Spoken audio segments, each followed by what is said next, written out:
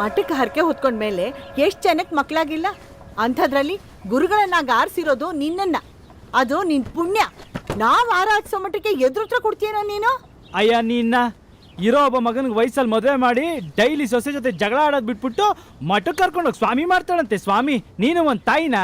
ಆಹಾ, ದಿನಕ್ಕೆ 100 ಜನ ಡಾಕ್ಟರ್ಗಳು ಇಂಜಿನಿಯರ್ಗಳು ಆಗ್ತಾರೆ, ಆದ್ರೆ ಸ್ವಾಮೀಜಿ ಆಗೋದು ಎಂತ ದೊಡ್ಡ ವಿಷಯ ಗೊತ್ತಾ?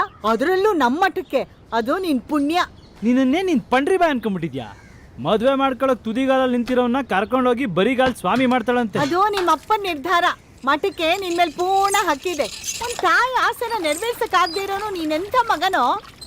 ಮಕ್ಳು ಮಾಡ್ಕೊಳ್ಳೋದಷ್ಟೇ ತಂದೆ ತಾಯಿ ನಿರ್ಧಾರ, ತಾವೇನಾಗ್ಬೇಕು ಅನ್ನೋದು ಮಕ್ಳದೇ ನಿರ್ಧಾರ. ಓಹ್, ನನಗೀಗ ಅರ್ಥ ಆಗ್ತಿದೆ. ನಾನು ಯಾವುದೇ ಹುಡುಗಿ ಓಕೆ ಮಾಡಿದ್ರು ನೀನು ಅವಳಿಗೆ ದೋಷ ಇದೆ, ಕಾಯಿಲೆ ಇದೆ, ಏಜ್ ಬಾರ್ ಆಗಿದೆ ಅಂತ ಕ್ಯಾನ್ಸಲ್ ಮಾಡ್ತಿದ್ದು ನನ್ನ ಸ್ವಾಮೀಜಿ ಮಾಡೋದಕ್ಕಾ?